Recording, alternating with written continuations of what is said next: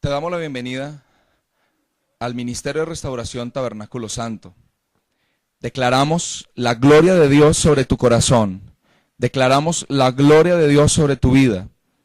Y deseamos y declaramos y profetizamos en el Señor de que esta enseñanza es enseñanza de gloria para tu espíritu y para tu alma, que te va a levantar y te va a llevar a tiempos de gloria en el Señor, y que vas a poder entender parte de la misión de Dios que ha determinado para tu vida en esta tierra, conforme a sus propósitos en gloria en Cristo Jesús.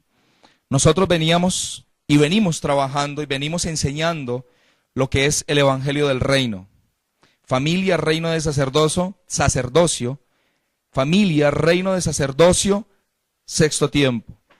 Vamos por la enseñanza número 6 y venimos con versículo base, con la enseñanza base de la primera carta, la primera epístola del apóstol Pedro, capítulo 2, versículo 5, en el cual está escrito de la siguiente manera: vosotros también, como piedras vivas, sed edificados como casa espiritual y sacerdocio santo, para ofrecer sacrificios espirituales aceptables a Dios por medio de Jesucristo. Pero quiero que también leamos el versículo 4, en donde dice la Escritura: acercándoos a Él. ¿Quién es Él? Jesucristo. Entonces dice: acercándoos a Él, piedra viva, desechada ciertamente por los hombres, mas para Dios escogida y preciosa. Ahora, ¿qué podemos entender con esta palabra? Dice el Señor en su palabra: acercándoos a Él, piedra viva. O sea que Jesús es una piedra viva. Ahora, esa piedra es de cimiento estable.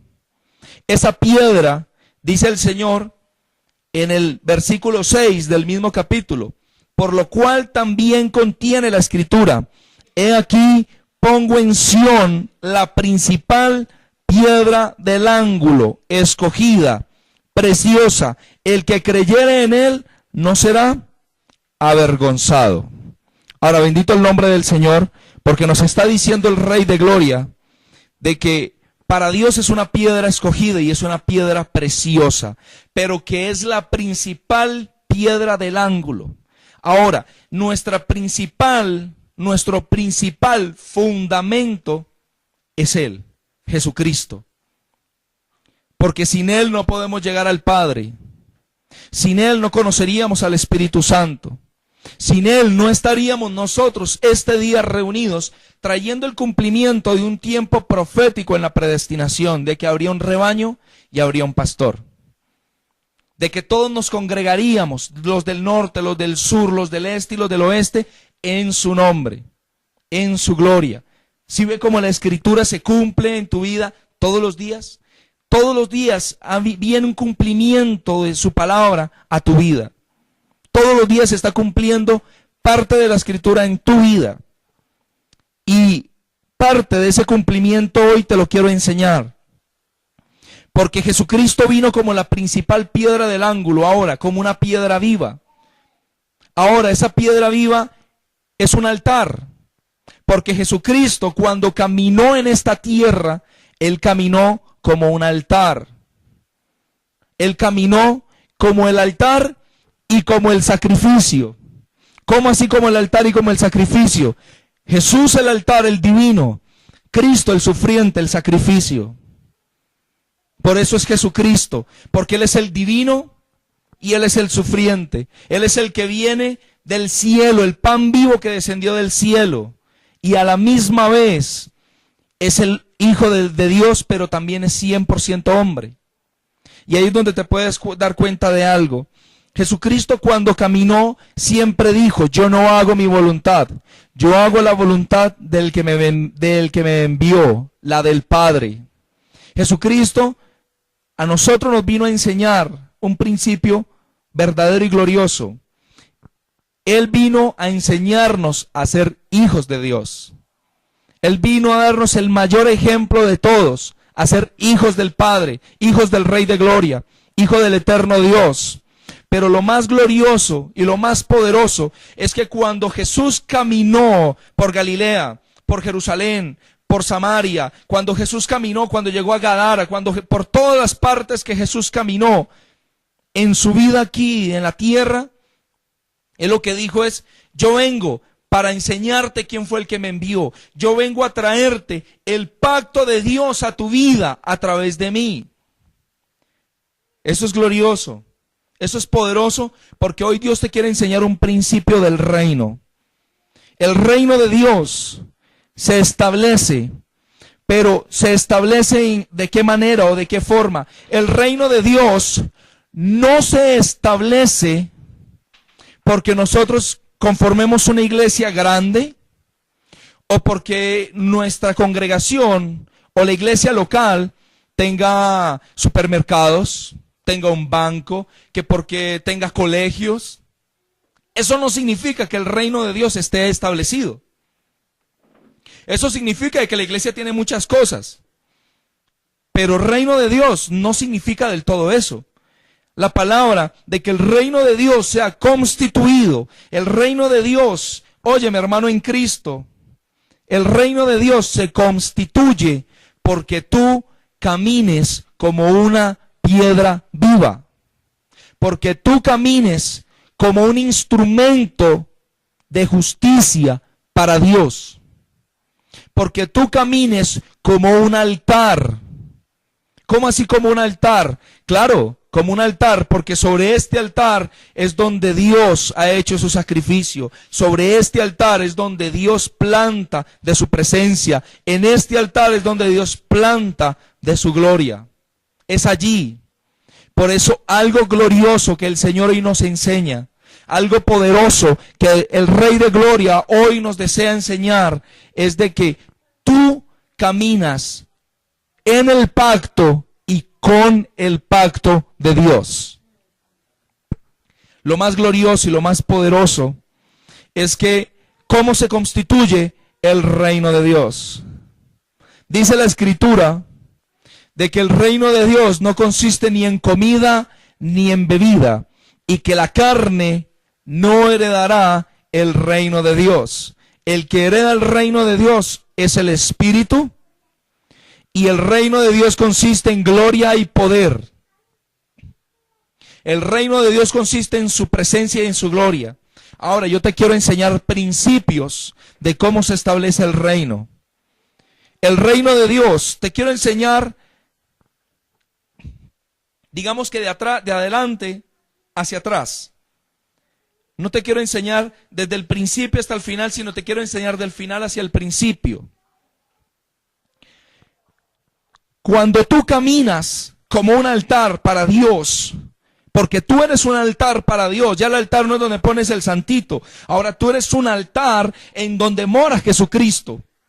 Ahora tú eres un altar en donde permanece la gloria y el Espíritu de Dios. Ahora tú eres un altar en donde por donde tú caminas, la presencia de Él permanece contigo. Ahora, ¿qué significa eso? Cuando tú vienes a tu papá o cuando tú vienes a tu mamá, ellos están hablando con el altar de Dios. O sea, que ellos están hablando con Dios. Ellos están entrando en el pacto de Dios. ¿Por qué? Porque al yo tener el pacto de Dios, ellos están pactando con Dios. O sea que tú eres un medio para llevar la gloria de Dios a los que no lo tienen. Tú eres ese instrumento de Dios para los que no le conocen. Tú eres ese instrumento de Dios para los que todavía no han podido ver la luz del Evangelio. Pero aquí es donde viene lo más interesante, porque yo le puedo decir a usted, usted es el pacto de Dios, usted es el altar de Dios. Usted es el altar de Dios y usted es el santo de Dios. Entonces, la iglesia se para y brinca y salta y dice, sí, yo soy el altar y la gloria de Dios. Pero espere un momento, dame un momento. Porque el altar de Dios, para poder llegar a ser altar, primero tiene que ser constituido. Ahora, para tú poder llevar el pacto de Dios, por eso te digo, tú caminas en el pacto de Dios y con el pacto de Dios. Ahora, te quiero enseñar primero ¿Cuál es el pacto de Dios? Para que tú sepas qué es lo que vas a aportar. Tú no puedes llevar algo sin saber qué es. El pacto de Dios es el sacrificio de Jesucristo, su muerte, su resurrección, el derramamiento de su espíritu, el pacto en su palabra y la manifestación de su reino.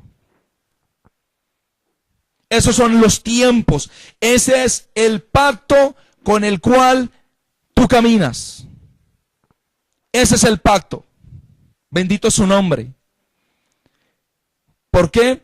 Porque ahora tú caminas, como dijo el apóstol Pablo, yo llevo por todas partes las marcas de Cristo, las llagas de Cristo. Ahora él llevaba las cicatrices también del Mesías.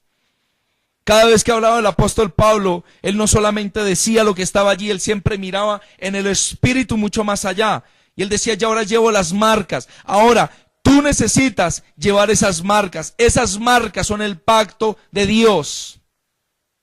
El apóstol Pablo, por llevar el evangelio, recibía el azote, pero esas eran las marcas de Cristo. Pero hay otro tiempo glorioso y poderoso allí. Y ese tiempo glorioso y poderoso que el apóstol Pablo nos estuvo enseñando en la escritura, es de que cuando yo camino en el pacto o con el pacto de Dios es porque yo estoy recibiendo sanidad. ¿Cuál es esa marca o cuáles son las marcas de Cristo en tu alma? ¿Cuáles son esas marcas? Te las quiero enseñar. Esas marcas es que yo estaba herido porque mi papá un día me dijo de que yo no servía para nada cuando tenía 6, 7, 8 años. Yo me acuerdo que la gran mayoría o en muchos casos pasó. Ya no vamos a profetizar de que va a pasar, que pasó, ya eso va a ser destruido en el nombre de Jesús.